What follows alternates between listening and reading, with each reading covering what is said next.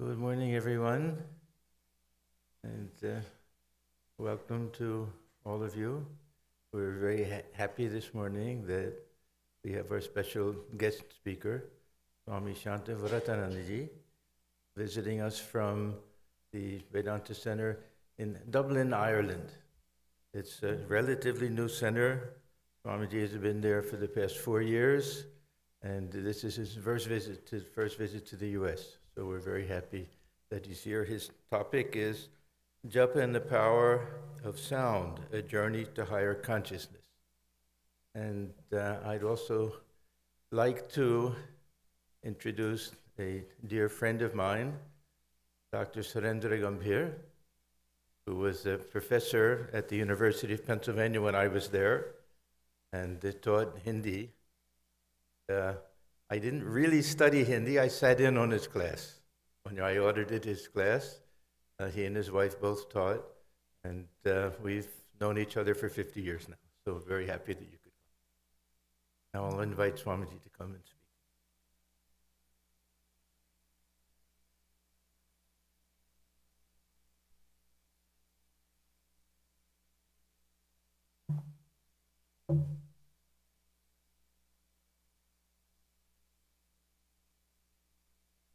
Jananim Sharadam Devi Ramakrishnam Jagadgurum Padapadme Tayo Shritva Pranamami Murmuhu. By taking refuge at the holy feet of world teacher Sri Ramakrishna, the universal mother Sri Sharda Devi, I shall bow down to them time and again. Namashri Yatirajaya Vivekananda Suraye Satchit Sukaswarupaya Swamine Tapaharine. My salutations to Swami Vivekananda, who is the best among the monks, who is existence, consciousness, bliss absolute in his nature, who has descended on this earth to redeem the sorrow of the mankind. Om, peace, peace. My reverential pranams to Revered Swami Atmagnan Maharaj and Revered Swami Baswatanji Maharaj. Of course, as Swamiji said, this is my first visit to US, and it is the first center of Vedanta center in the US which I am seeing. And it was since Monday I am staying here. Quite a few of you have seen me already. So it was so loving and relaxing and relinquishing or enjoying for me. Both the Maharajis shown that so much love and hospitality. Really, I'm grateful to both of the Swamijis. And also in the devotees also, they bought so many things, food and all. Like sometimes I was feeling very heavy, or rather I was feeling more sleepy. So because of the food, thank you for all your love and hospitality. Definitely it was a great, memorable days I spent in Washington, and tomorrow I'll be flying to New York. Dear devotees, I am sure that because most of you are coming from since long time, nothing is new actually today which I am going to talk probably. It is only again remembering and reminding. Many times we forget. We know everything, but we forget, and that's where we suffer unnecessarily. Sometimes we choose to suffer. Though we can be happy at all times, we knowingly or unknowingly, consciously or unconsciously, we choose to suffer, we choose to be morose or whatever. Because many times when I think myself, we are under the shelter of Sri Ramakrishna, Kalpataru Sri Ramakrishna. Such a great, you can say, miracle. It is a great boon or a great support for all of us. Knowingly or unknowingly, wantedly or unwantedly, consciously or unconsciously, we have come and we are staying under the Kalpataru Sri Ramakrishna. Many times we forget, and as I say always, we simply unnecessarily, we suffer, we struggle and whatnot.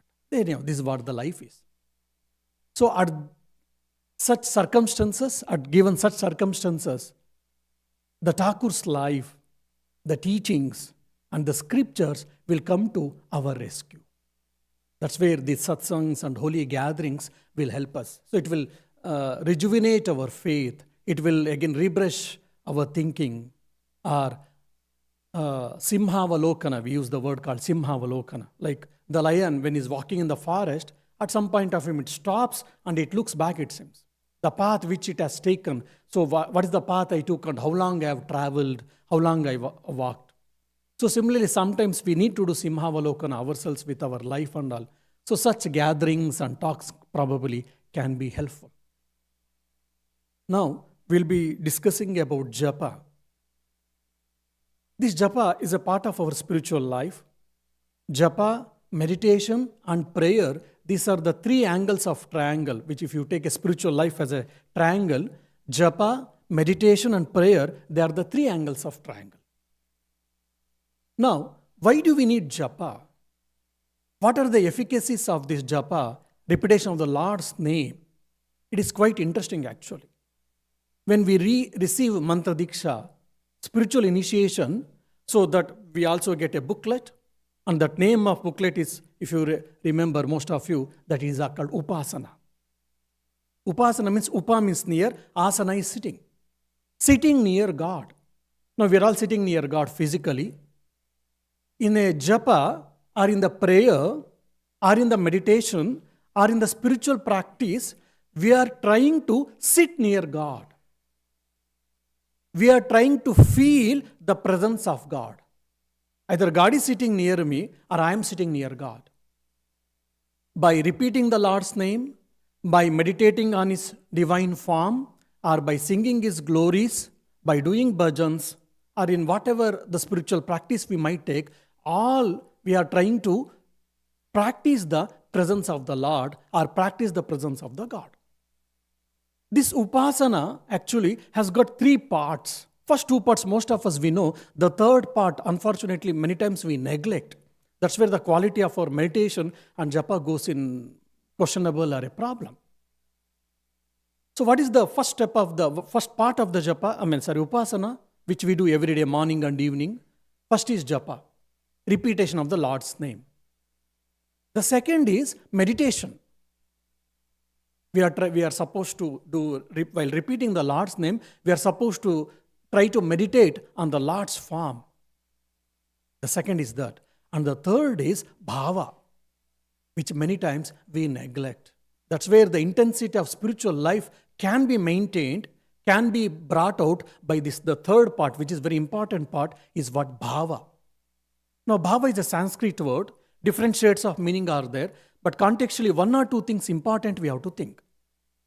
Bhava is what a mood.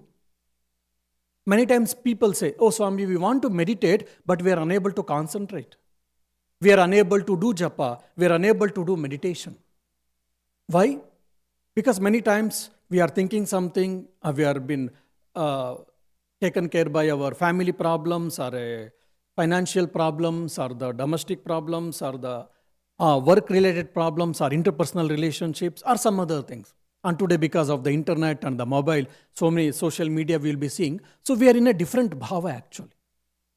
So with that mindset, when we sit for japa or meditation, many times we will not be able to do the proper bhava. That's where all our gurus, they tell, if possible, try to practice that bhava. How? By singing some bhajans, or by reading some good books, or having one's own thinking. Oh mind, I am sitting for japa or meditation. Please don't do the world tour. Please give this time with myself. Let me not think about the world, or let me not get boggled about the world and its problems or whatever, or including family. Let me bother about myself. So be with me.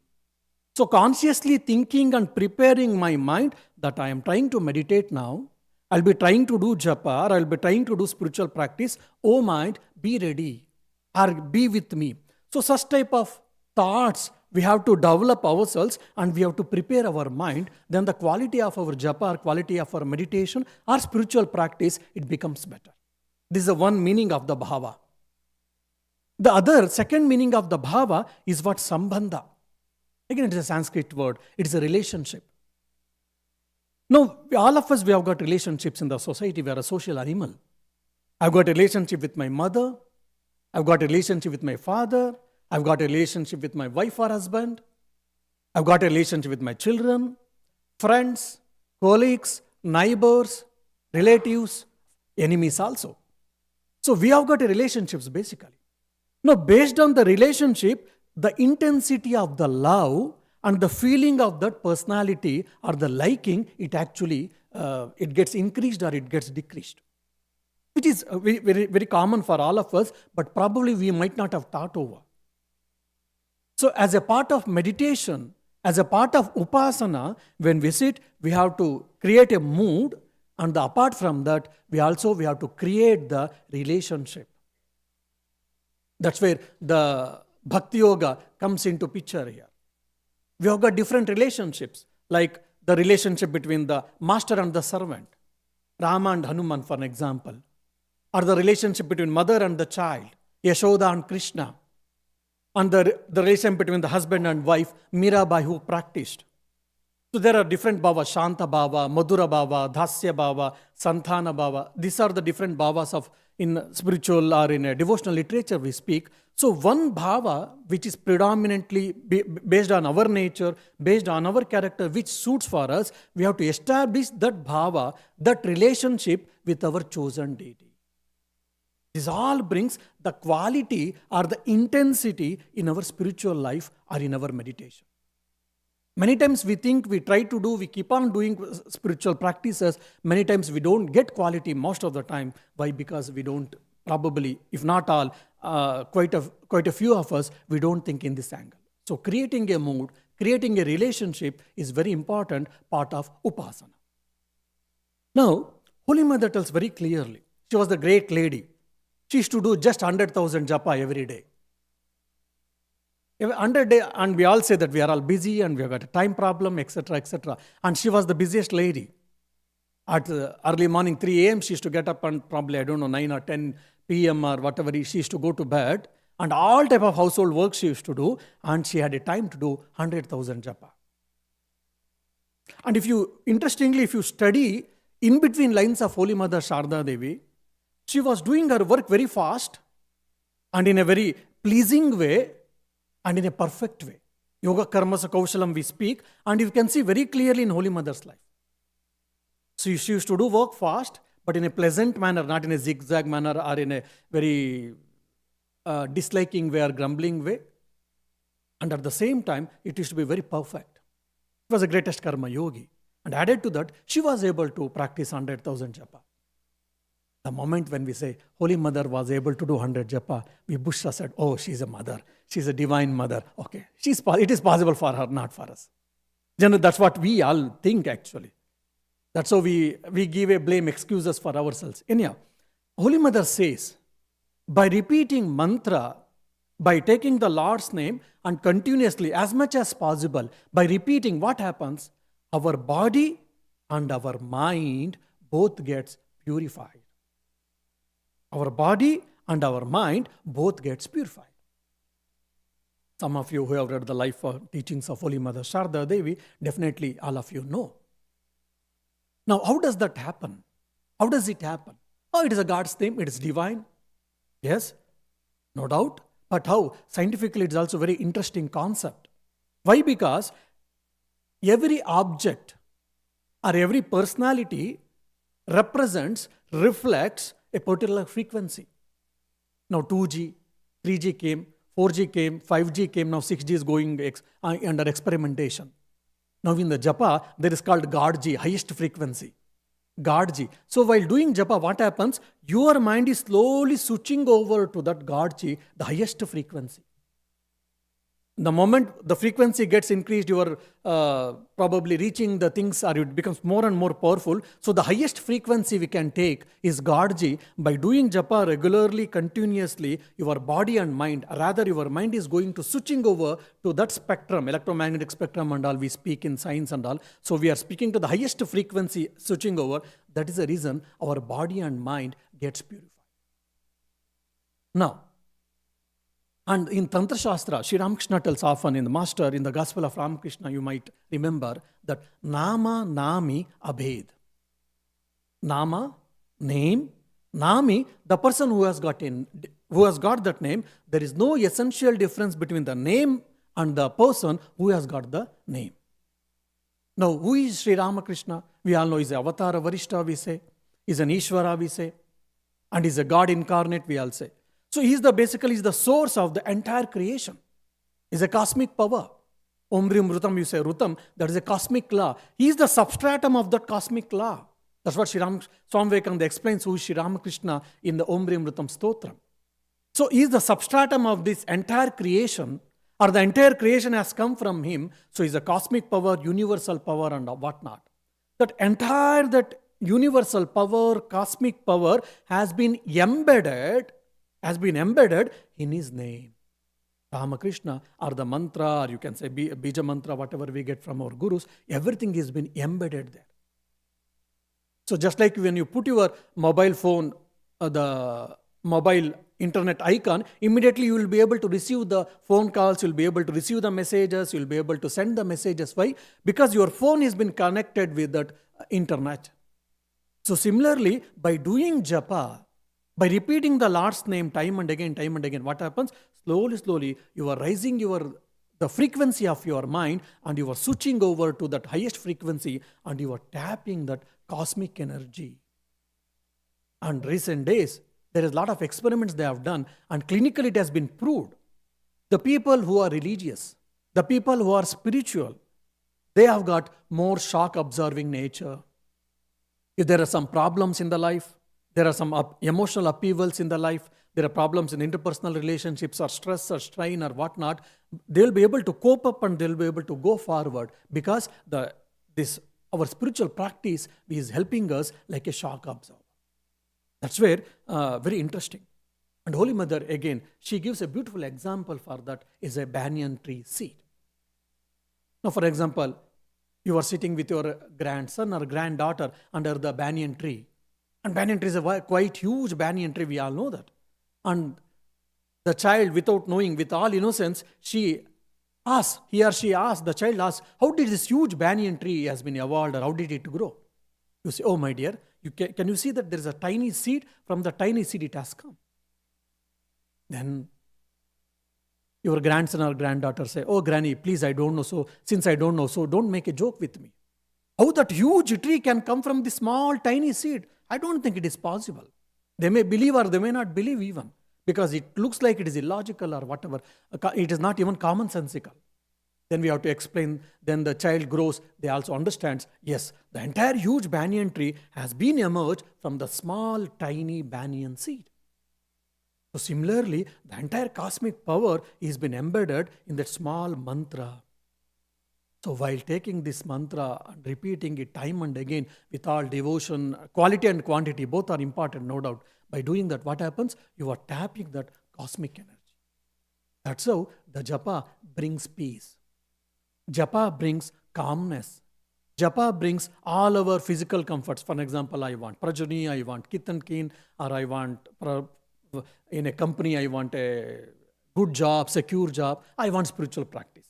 So shreyas and prayas, we say in the Sanskrit, either materialistic comforts or spiritual progress, both can be attained, both can be achieved by this mantra, japa. That is the easiest tool which we have got. And by the grace of God and the blessings of our parents and our Gurudev, we have got this mantra only with with faith and with that quality, if we can maintain, definitely it will be. Now when we hear all these things, okay, it's good, I'm doing japa, let me do a little more or whatever, 108 or 108 into 102 or 3 or whatever. After some time said, Swamiji said that day by doing japa I will get peace. And Holy Mother also has said it seems. But I'm doing japa, but I'm not getting peace. Then Holy Mother said mistake, or that Swami told because he was called to give a lecture or he was asked to give a lecture, so just he told something. Is it? There I say terms and conditions apply. When we are signing in any document, important document, below there will be T&C apply. Most of us we don't see. We tick and we are consciously we tick. We have studied or we have read all the terms and conditions and we sign. So for this also, Holy Mother has given the terms and conditions apply, but we forget. Very conveniently we forget. So what are the terms and conditions apply? Holy Mother says, by doing japa, there will be spiritual progress, no doubt, and you will get absolutely peace. There may be difficulties in the life, there may be difficulties, challenges in the family or in the working place, whatnot, but still, in spite of all that, by doing japa, you can be peaceful. You can be happy. provided. What are the terms and conditions? Daily 10 to 15,000 japa you should do. And for how long? 10 to 15 years. And you do, then you come and ask me. Mother tells very clearly, she gives like a bond or whatever, open check. You do daily 10 to 15,000 japa for 10, 15 years. Then you come and ask me if you don't get peace, then I am responsible. But these terms and conditions we forget. Many times recently when a young fellow had come, previous year we had a Revered Swami Swahananda Maharaj, so around 20 people took initiation, among them one young chap also received initiation. And few months before he came, Swami, I am doing japa, there is no spiritual progress. I said, fine, thank you, only just recently you have started, my dear, it will take some time. No, japa is very powerful, they say, God's name is very powerful, they say, and I doing and nothing is happening. I said, fine, how much you are doing it? I am doing 108, Swami. So he is saying 108 japa every day, religiously, sincerely he is doing, and he is expecting spiritual progress is not happening. So that's why then I said, there's a lot of trash, maybe tons of trash is there in your backyard. So daily you are removing 10 grams, 20 grams, 50 grams, then how can you feel that the whole backyard should be empty? It will take, my dear, centuries probably. Then what to do? Increase the quality and increase the quantity of japa too. So this is what? Very important. Now, in the Bhagavatam, there's an interesting sloka. Kruteya dhyayato Vishnuhu Tretayam Yajato Mukaihi Dvapare Paricharyam Kalau Tadhari Kirtanat. The overall meaning goes like this. In Kruta Yuga or in the Satya Yuga, practicing meditation on the Lord is the highest form of tapas. Or in the form of Brahma Bhava or Deva Bhava, that is the highest tapas by which one can realize God. Then in the Treta Yuga, by doing different yagnas, homas and yagnas, one can reach the highest truth. And in the Dwapara Yuga, by serving God, one can reach. Then what about Kali Yuga? By taking the holy name of the Lord, by doing chanting or by taking the name, holy name of the Lord, you can attain whatever they were attaining by tapas and other things in the different yugas. In the Kali Yuga, by taking the Lord's name, you can attain the liberation or emancipation or the absolute truth. Probably we can remember the Master's message. In the Kali Yuga, Naradiya Bhakti is most convenient and probably right one suitable. So try to take Naradiya Bhakti. What is that Naradiya Bhakti? In the second sutra itself tells very clearly. What is Bhakti? He defines Bhakti as Parama Prema Swarupa. What is Bhakti? What is devotion? It is the nature of supreme love.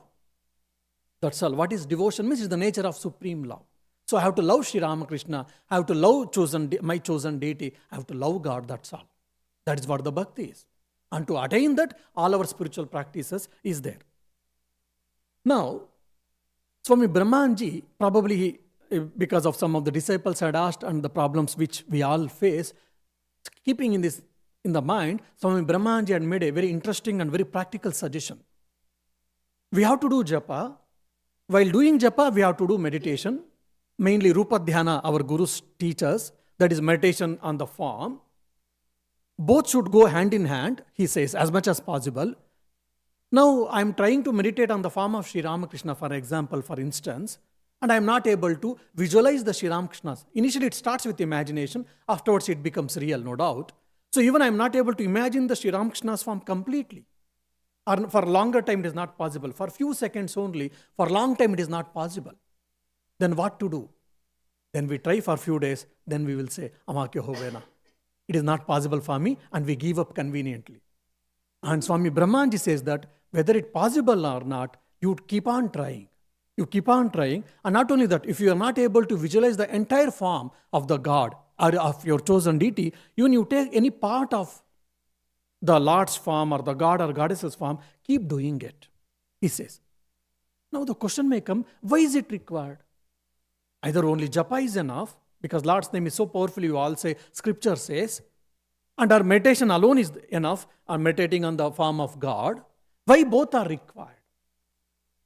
So here, whatever we read, whatever we hear, whatever we speak, or whatever we think, everything is in the form of thought.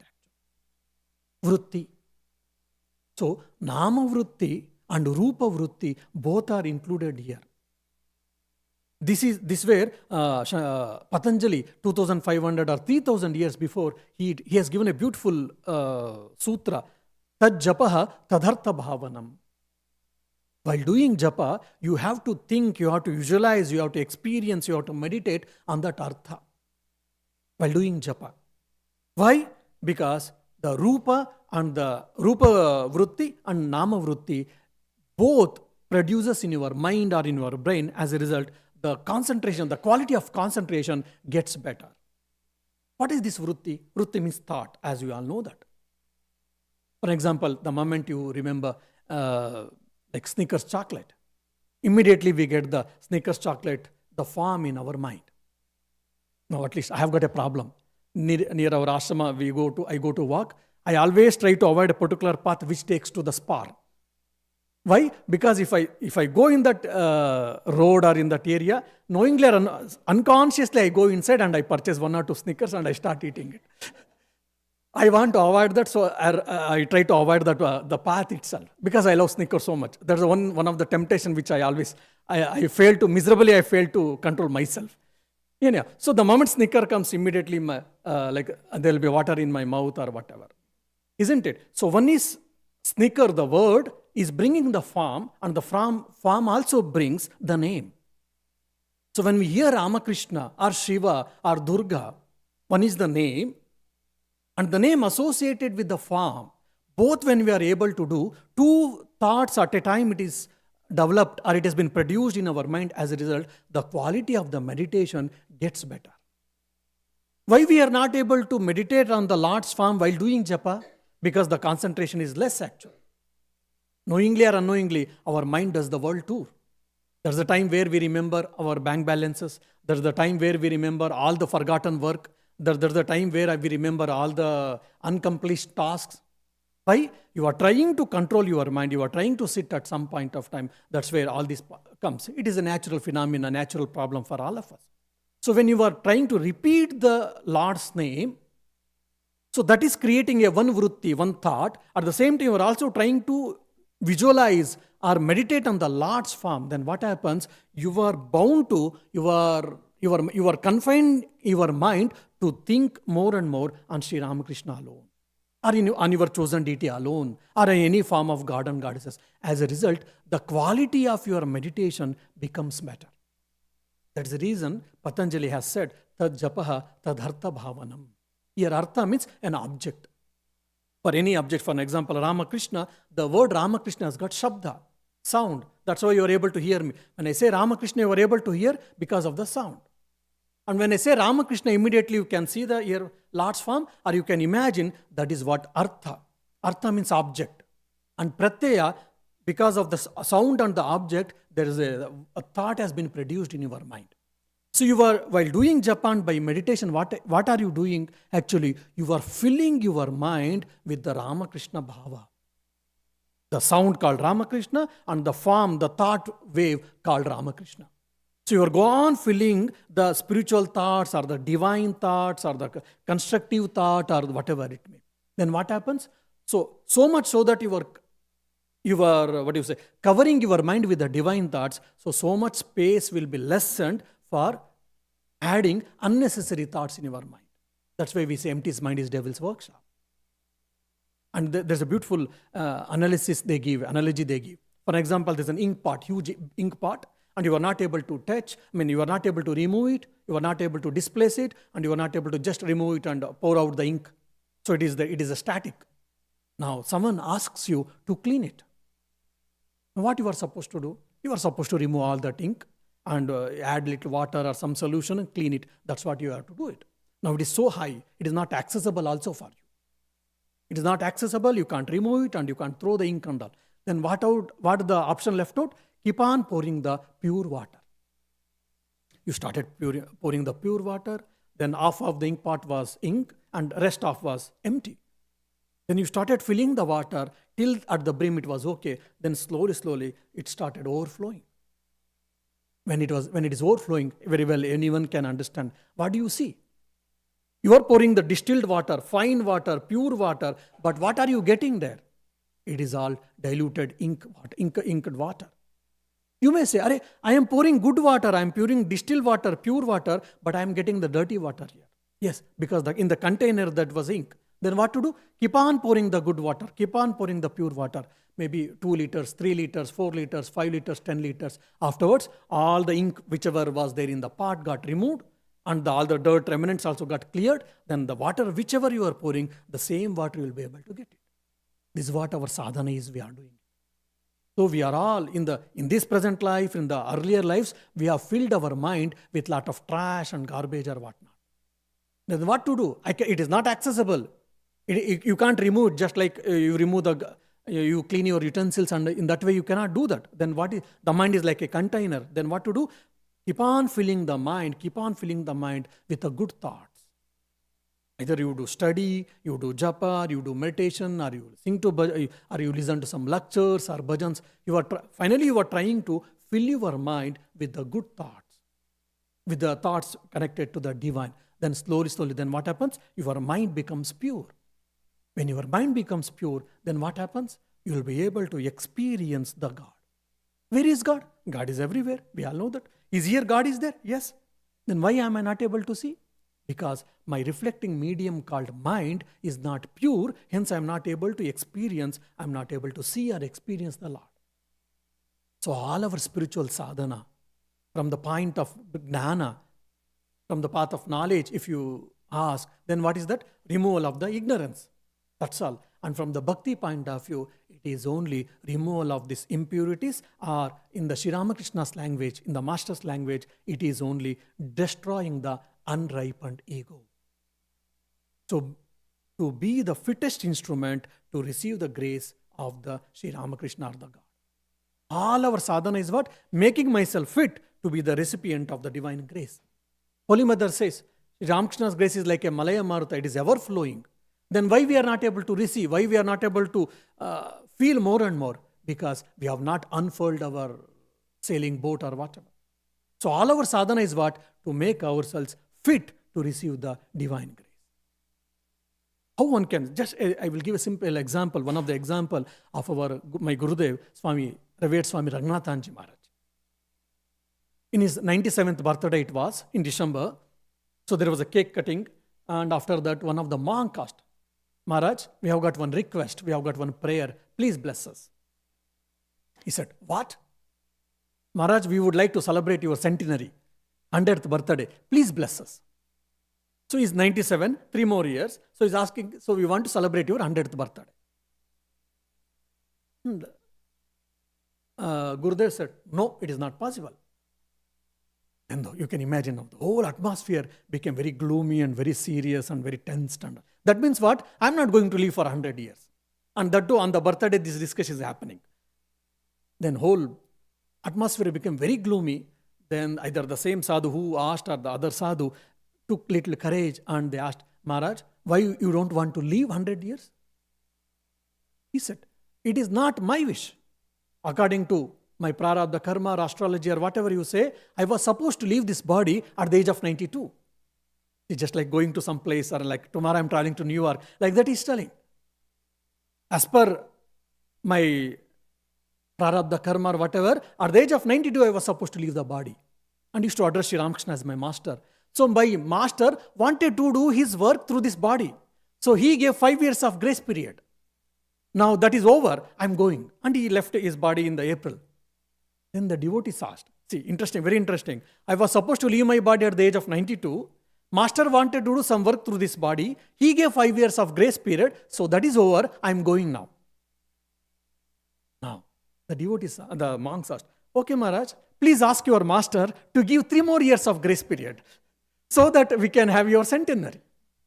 Now, again, very interesting and very remarkable. He said, no, it is his will will prevail. So even his leaving was for master. I want to leave. No. I want to go away. Many times when we become old, we say, oh my dear master, please, enough, please take me. I want to come to your abode. Most of us, we all start thinking that. Now, neither he wants to leave, nor he wants to leave this body or leave this, earth. He is just leaving for the master's work. So there is no I, It is everything is, his body and mind was filled with completely master and master's work. This is what real Sharanagati. And he was one of the greatest Advaita Vedantin. Was known as second Vivekananda. And he is telling that his will prevail. So whatever his will prevails, it happens. And he passed away after just 3-4 months. This is what we mean Sharanagati. So to reach that stage, what we have to do?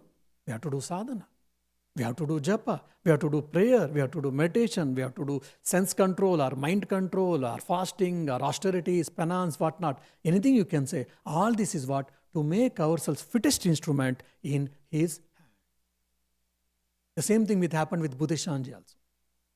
The first time when he was under the operation, his health condition was very serious. Then the trustees had a meeting and they discussed. So he was quite aged already, advanced age, 94, 95 probably, 90 plus at least. So then the doctors had said, his condition is very critical. By doing operation, if it is successful, he may live for 3-4 years. If something goes wrong because of the age-old problem, he may pass away on the operation table itself. Now, please let us know what to do. Now the trustees all assembled, they decide, they're discussing, no decision has happened. Because no one is feeling enough courage to take a decision. What happens to Maharaj? By taking some decision, if something happens, then we will lose Maharaj. They all discussed, finally they couldn't take decision. Finally they took one decision. What is that? We will go and ask Maharaj, whatever he says, we will do it. And they went back and they asked, Maharaj, this is what the condition is, doctor's advice is this. So what you want us to do, please tell us. And whatever you say, we will do it. Bhutishanji beautifully, instantly said, my dear, when I joined this holy order, I dedicated myself. That means my body, my mind, everything to Sri Ramakrishna. So I don't owe anything. Even this body belongs to Sri Ramakrishna. So this order is Sri Ramakrishna's body. So whatever order decides, it is Sri Ramakrishna's will. So whatever you want, or the order decides, let it so happen. I don't have any my own will, my own thinking here. No, the ball was thrown to their court again. And again there was a discussion, meeting and all. They said, if we don't do operation, then he may pass away. If we're doing operation, he may pass away. Then at least we will feel that we have made our attempt. We have made whatever is in our hands, we tried. And afterwards we will leave to the master, whatever his will prevail. And they took a decision and they went to operation. And while going, one of the doctor, who was also a devotee, he said in the ambulance, he's telling, Maharaj, by your blessings, this operation will be successful. Please bless me, I will operate you. Imagine, now he is asking Buddheshanji Maharaj's blessings to do the surgery of the heart. He said, yes, my dear, my blessings are there on you. Then operation was successful. Maharaj came, 3-4 years over. 3-4 years he was there. And afterwards again, a complication came. And second, and the same doctor in the ambulance is taking him. And I think there was some operation or whatever. Then the doctor said, Maharaj, previous time you blessed me and you cooperated the hospital, but any poor doctor, he has to do the operation. And whatever they did, afterwards it was not successful. And Maharaj passed away. So that means he was very clear what is going to happen. But still, they never cared, which is called in the Patanjali Yoga Sutra, in the Sanskrit, abhinivesha, fear of death. That's the greatest fear for all of us. So that was also conquered by them. Why? Because they were totally surrendered at the feet of the Lord or the feet of chosen deity. That's why all the miracles or the wonders, it was happened from them. And by doing japa, time and again, this is what happens. Now when we hear such questions and such anecdotes and etc., we all think, yeah, when we read Sri Ramakrishna's life, Holy Mother's life, Swamiji's life, Apostles, direct disciples' life, yes, many things we get to hear. And even the householder disciples who were there during Sri Ramakrishna's time, Holy Mother's life, they also received a lot of grace because they were there, they test or something they did and they got and all. What about us? Does it happen really even now? Or can it happen even really now? Sometimes this question can come for us. It should come definitely. And very interesting anecdote happened, which 6 months before this interesting anecdote happened, when I heard, I felt so, happy and hairs were on my skin standing. So he was a devotee, householder. He comes from Tamil Nadu to Bangalore in his young age, probably 20 plus or 30 plus, and he starts doing some business basically. And luckily, he got a good business. Then he purchased a good, land and and also he built a big house, and he had, I think, 2 daughters and 1 or 2 sons. Then he led his comfortable life, successful business person, successful business life, and he had initiated by Swami Vireshwaranand, Prabhu Maharaj. And as much as possible, he used to go to ashram, attend arati and do japa sincerely, how much was possible, and read Gospel of Ramakrishna in Kannada language. At the age of 50 plus, where his children they're all like married and settled in the sense. So at the 50 plus, he called all of their family people. And he said, my dear, for whatever it possible I have done my life, and all of you have settled, and you are able to take care of your lives now, I am clear. So, please allow me, where from our house, a few kilometers, they have got a farmhouse. They have got a farm basically. There he said, I will build a simple tent, a shed, you can say shed. In the tin shed I will build, and I will stay there, and I want to spend my life with my master. Obviously, no one will be happy. Their children, kith and kin, they said, oh, no, why? You stay here. Who asked you not to do japa? Who asked you not to go to temple or ashram or whatever? You stay here, you do it all that. Then he said, yes, my dear, no one is stopping me, but it is not possible. We keep on getting distracted by this family and other things. And I have done my life. I want to do vanaprastha. So please allow me. And he was strong. And he built a very simple tin shed. And he had hired one worker who used to take care of his 2 times cooking and all. And morning he used to get up. And he used to do 2-3 hours of meditation, read sometimes Gospel of Ramakrishna. Then probably at 10 he used to have his meal. Then look after the farm with the workers and all. Again, afternoon small nap, and evening again doing meditation and prayer and studying gospel, nothing else. And whenever it's possible, used to go to the Bangalore ashram, Basungi ashram for our evening vespers, and used to come back.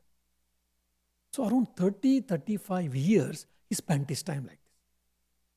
He did only 2 things. One is doing japa and studying Gospel of Ramakrishna, reading Gospel of Ramakrishna. That's the only 2 things he did. And 95, 96 he was, then slowly age-old problems were there, and slowly memory fail had started creeped in. Then their children, they said, Papa, till now we had left, now your health is not good, so we don't give option now, you have to come back. And they pulled him, and they dragged him, and he was in the house. 1 year over in that way. One fine day again he called his children, family, people. So what was the issue? He said, look, Master appeared. And I said, Master, it is enough. I have done my life. I have completed my life. Please take back. Please take me back. I asked. And he said, yes, be ready, next Friday I am going to take you.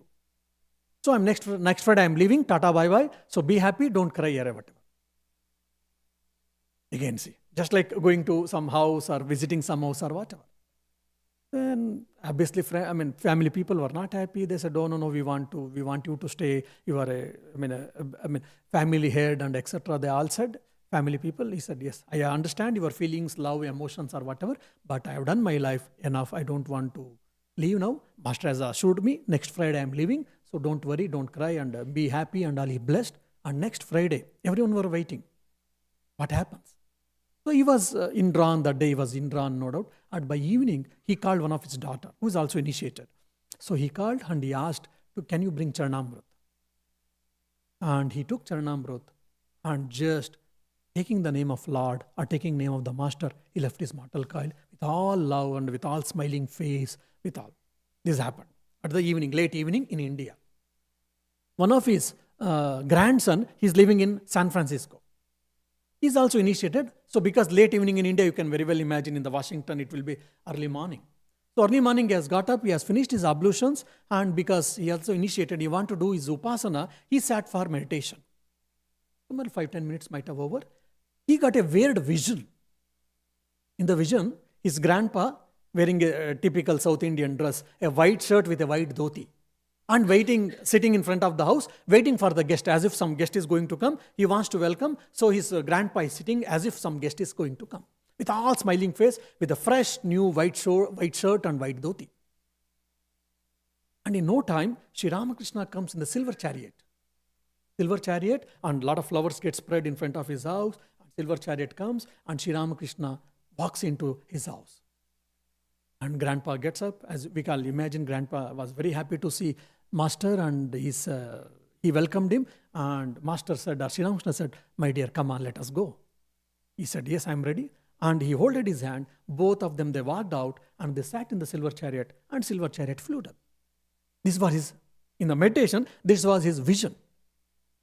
So he started thinking, why is this weird vision or dream or experience or whatever? He was thinking, he was unable to connect the dots, basically. He was thinking. In 5 or 10 minutes, he received the phone call saying that your grandpa is no more. So just see, again, so even today, people are experiencing the presence of the Lord, devotees. Again, he was an householder. Both are householders, So if we are sincere, if whatever is possible for us, if we can do japa, if we can do meditation, if we can do prayer or karma yoga, whatever is possible, if we can do sincerely as much as possible, then definitely Master will come us to our rescue. We need that faith only. But again here, terms and conditions apply. But that devotee, for 40 years, he spent his time, once he finished his family responsibilities, he totally devoted his time for Master alone. For 30, 40 years, Vanaprastha, like a forest dweller, he can't just even, he stayed in the farmhouse. That doesn't mean that all of you should go to the farmhouse or you want to build a tent or whatever. I don't mean that. But basically 30, 40 years, he read Kathamrut, that is gospel, and he just meditated or did japa. So 30, 40 years that God intends to life, this is what he did, and as a result, he was received by Master, and Master assured, yes, come on, I'm going to come and I will take you, and he was taken. So probably these are the incidents which will assure the confidence and the faith. Probably, according to me, it rejuvenates the faith in us. Yes, Master is there. It is not mere hypothetical thinking, or it is not mere faith. It is not mere belief. Yes, today also is there people, not only monks and even devotees or lay people, anyone and everyone, they are receiving the Master's grace. Only we have to prepare ourselves. Maybe one more thing I will tell and I'll finish it. One more interesting fellow of my age, he also wanted to join the monastery. The same time I joined and he also wanted to join. But unfortunately, before finishing his graduation, his father got a paralytic stroke. And he was the only son and he had his younger sister. Because his father got a paralytic stroke and financially they were not sound and there was no other earning member. As a result, he had to start, by the time he finished his graduation, he started earning actually to support his family. And he looked after his father and mother and etc. And his father passed away. Because he lost his father, that was a shock for her mother and she got paralytic. For 12 years he served. Everything was on the bed. He used to take her to the bathroom. He used to give bath and he used to cook and he used to wrap her with a sari, dress her and he feed her and cleaning all the excreta or whatever. 12 years of sincere service he did for his mother. They slowly understood. Then he took care of his sister and she finished and she became a solicitor and she again got established in her life. And finally he couldn't join and he also went to Grahastha-ashrama. But even now, because he feels always, I wanted to join the monastery to become a monk, I couldn't become. That he always feels. But in no way he's less in his spiritual practices. Early morning around 3 or 3:30 he gets up. Till 7 of 6:30, 6:30 or 7, he meditates. And evening by 8, whatever the work is there, he tries to finish by 7 or 8, and he finishes a simple meal until 10, 10:30, 10 or 10:30. He does japa. In a year or two before, he called me once and said, Swamiji, can you suggest one ashrama or can you send one email, any ashrama, so that I will go there? I said, fine, my dear, but let me know what is the intention. What is your intention? Why you want to go and stay in the ashram? Why are you got any problems or what is that? He said, no, Swamiji, I want to do some japa. Already is doing. Morning 3:30 to 6 or 6:30 is doing, or 7 maybe. And evening, morning 3-4 hours, evening 3-4 hours, he's already doing japa and he's also a householder. He has got a daughter and he does a small business and he's taking care of his family. He said, Maharaj, once in a while, as Sri Ramakrishna said, I want to go to solitude and I want to practice japa. As a result, I want to go to ashram somewhere and stay and just do japa. And in 3 days, how much? 100,000. In 3-4 days, I want to do 100,000 japa. And again, I want to come back and start my family life or family responsibilities or what. When I heard that, we started feeling, I don't know, even many of us sometimes we may not be able to do such an amount of japa. My Gurudev always used to say that if you feel that you don't have a time for something to do, that means you are not really serious in that. Your priority has not been set properly, he used to say. So when I see him, when I hear about him, He being a householder, young chap, having a family responsibilities, all that, on morning 3-4 hours, evening 3-4 hours, he is able to spend time in solitude or meditation or a japa. And once in a while, whenever he thinks or whenever he is affordable, he goes to ashramas and he spends 3-4-5-6 days in just intense japa already 5-6 hours he is doing, and he wants to do more and more. So that means that spiritual hunger is there. So that's what I always say. For mukti and spirituality, the scripture has not given a choice. Only whether you want to become a monastic or a householder, that's the only choice has been given by scriptures. Of course, in spiritual life, for spiritual life also we take sometimes chances or choices, but scriptures have not given. So why I gave this second example is, many times we feel we are busy with the work, we are busy with the responsibilities and all, no doubt of course, but still in spite of that, if we are serious, if our practice set properly, what do we do, what do I want and why I should do, or what do I want, how much I want, etc., definitely one can practice spiritual life. May Master bless all of us so that we can rejuvenate our faith and we shall try to practice or intensify our spiritual practice and experience His presence at every part of our life. Om Shanti Shanti Shanti Hari Om Sri Ramakrishna.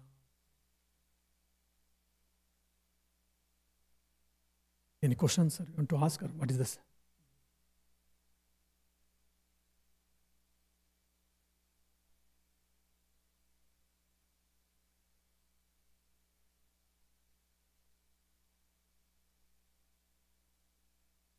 Yeah.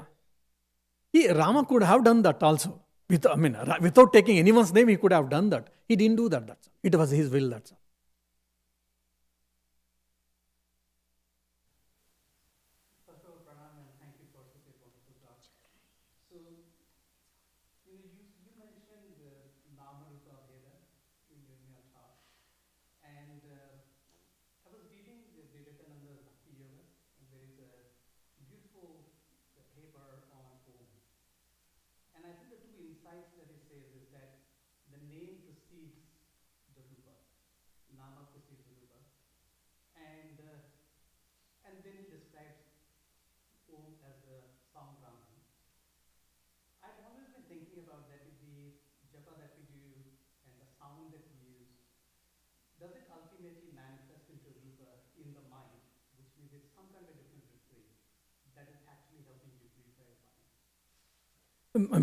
That was there, but time over, so I didn't take that mentions. Anyhow, I didn't tell Nama Rupa Abhed. I tell Nama Nami Abhed. Okay, the person and the person who has got that name, there is no difference, essential difference between the person and the person's name. Okay, that's one thing. Now, this name and form you are speaking. So when you hear the name, generally knowingly or unknowingly, the object or the form it comes to our mind. Okay, now that is our strength and that is our limitation of the mind actually. If you think seriously, now I say, try to meditate. We'll have a upasana, we'll try to meditate. The God, which in fact, essentially God doesn't have any form, God doesn't have any name, is a nirakara, nirguna, parabrahma, try to meditate. I ask you, knowingly or unknowingly, your mind starts thinking, okay, God doesn't have any name, God doesn't have any form, I want to meditate. What comes? Either the patch, some darkness it comes, or a patch of cloud, or a patch of light, or maybe fire, or a diya, something it comes to our mind. Because without name and without form, our mind cannot think actually. This is one aspect. This is our strength and this is our limitation of the mind, one aspect. Second is, in the Aitarupanishad Upanishad it comes, and in Mundaka in a different way they discuss. Aitarupanishad Upanishad beautifully discuss that. Even in the Gospel, that Christ also speaks about this. The whole world, the God created the world, and from the word, the whole world has come. Okay. Now, Swamiji is doing Panchadashi, I think, so you will be having a basic tenets of Vedanta, I hope you all know. Now, this world, the manifested world has come from where? It is the permutation and combination of the Panchabhutas, the 5 gross elements. And these 5 gross elements has come from where? Pancha Tanmatras, the 5 subtle elements. And the 5 subtle elements, from there, the first subtle element is what? Shabda. Shabda means here not it is sound. Shabda Tanmatra. the subtle element called sound. Sound, subtle element. From that Shabda, Rupa comes, then Rasa comes, then Gandha comes, all that 4 subtle elements, everything has been come from where? Sound actually, isn't it? So the sound is the first manifestation from the God. From there the whole manifestation or the manifested universe come. So that's how the Tasya Pranavahata and all Mundakopanishad says that Omkara is the primordial sound, that is the God has been manifested in the first manifestation of the God is what Omkara. That's why Omkara is very sacred and we add Om with every chanting and every Japa and etc. etc. Okay, this second thing. And the third thing, as already I told you, for an example, nuclear fission and nuclear fusion and all, what happens there? Actually one cell, it is so microscopic, we cannot see even, it is so 100th or 1000 or maybe 1 by millionth part of a particle is what one nucleus you can see. Then you see electrons, protons and etc. And today science is telling very clearly, okay, in an atom there's a nucleus which is important we thought. Then we went down on protons, neutrons, or the neutrons is very important we thought. Then we said electrons and all, then so many other things has come. But in between they are telling now 99.99% is an empty space. In the atom structure, if you go deeply, quantum mechanics, quantum physics and all, if you go deeply, you will be able to understand there. And there is empty space, and afterwards they tell, no, it is not an empty space, it is filled with energy.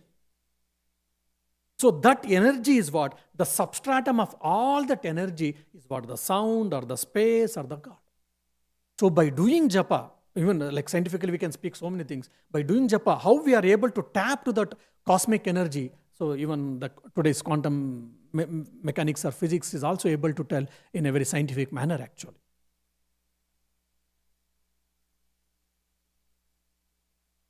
Yeah?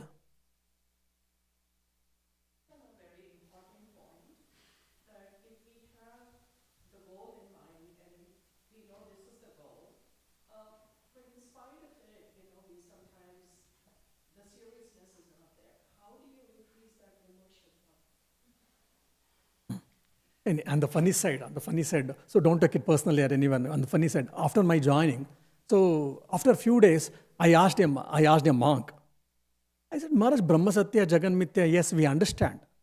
Intellectually, we all understand, but somehow I feel the world is real. Somehow I am not getting convinced, I am not getting experienced or getting convinced this world is an appearance or unreal or whatever you say. Or that, say way back 25 years before story I am telling you. Then he said, he told very simple, but it was very truthful also, very honest. He said, yes, my dear, slappings are not enough for you. When you get some more slappings, then you will understand the world is unreal. He told in a very simple way. That's the one thing. And yes, after knowing all these things, still we get attached to the world and we'll get attached to the objects and other things. For that, Sri Ramakrishna has given a simple and straightforward answer, which is very emphatic and very profound, according to me. If you live in the world, there is no problem. But the worldliness should not be in your mind. And he gives the example for us, beautiful. He gives the illustration to understand this beautiful, profound concept. The boat.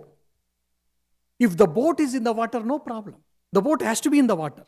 Otherwise, there is no use for the boat. But if the water enters the boat, then what happens? Slowly boat sinks. Now, if I am living in the world, then we always think, oh, there's a problem in the world. So Sri Ramakrishna is telling very clearly, my dear, and Sri Ramakrishna shows, though accepts that Jagat Mithya, he accepts, because he tells to Master once, if I feel that this world is true, I would have covered my Kamarpukur birthplace with a golden sheet. So he accepts that Mithya, but he never rejected the world in a very derogative way. That's the one side. And Sri Ramakrishna tells very clearly, because living in the world is not the real cause of suffering. The real cause of suffering is what? The worldliness is in our mind. That's why we are all suffering. Now, Swami Vivekananda's life, if you study, most of you have read, from the day his father's passing away and the day he left his mortal coil, till there, if you see that the period of so many years, I don't think any day he had a comfortable life. Swami Vivekananda never had a comfortable life. So many problems, challenges, difficulties, all things he had to face and he faced. But he never said, he never was morose or he never stressed or whatever. He had to face all of them. But he was blissful. Anytime, any moment if we get a chance, even in Thousand Island Park, The moment he got a chance, he went for he went for samadhi. We always have a problem to take our minds above. He also had a problem to bring the mind down. So even in the midst of so much difficulties or challenges, obstacles, his mind was always roaring high. Why? Because there is no worldliness in him. So because of that worldliness, we are all feeling difficulty. We are not able to attach to God. We are not able to attach to our ideal, or we are not able to do more and more intense spiritual practices. We know, all of us, we know what to do and what not to do. But still we are not able to put into practice. Why? Because of that worldliness. Or you can say worldly desires. So that has to be reduced. And to reduce that, you have to keep on increase your desire with desire connected to God or the spirituality. Or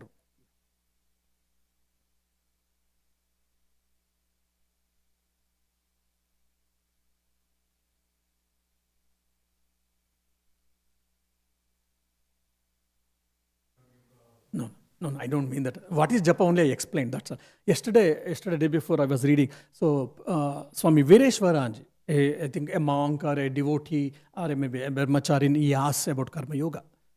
He tells very clearly. Karma yoga is what? It is not only mere service. Service with japa continuously is what karma yoga he defines. So many times we say, oh, I'm doing service, that is enough. So there is no need of going to temple, there is no need of going to church or any japa, meditation, spiritual practices. Definitely Swami Vivekananda gives a beautiful place in the karma yoga. Even an agnostic or an atheist can practice karma yoga. It tells very clearly. No, for bhaktas it is more easy, he tells very clearly. So by being a virtue of devotees, by being a devotee, definitely we have to increase more and more japa. Why? Because then we'll be able to do the work as a part of spiritual practice, as to fulfill the God, to fulfill the God's mission or whatever. Otherwise, it will be fulfilling my ego or my own desires or whatever.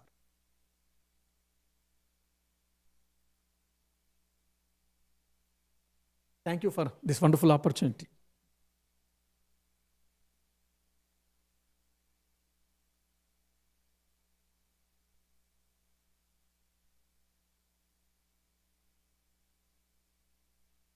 So our thanks to Swamiji for a very lucid and very inspiring and very helpful and very practical talk. Very beautifully done. We have one Swamiji leaving tomorrow and another one coming tomorrow evening. Swami Vimohanandaji from our center in Vancouver, Canada. He came earlier, last year. So he'll be here again. He'll be speaking next week. His topic is, what is our real nature? And I just wanted to say a few words about our center in Ireland. Relatively new, and all of our new centers, when they first start, they need a little extra help. So we have some appeal letters outside. I have one here. If anybody's interested in helping the center, please feel free. Any donation you give will be greatly appreciated. So we thank you all for coming. Please join us for refreshments in the basement.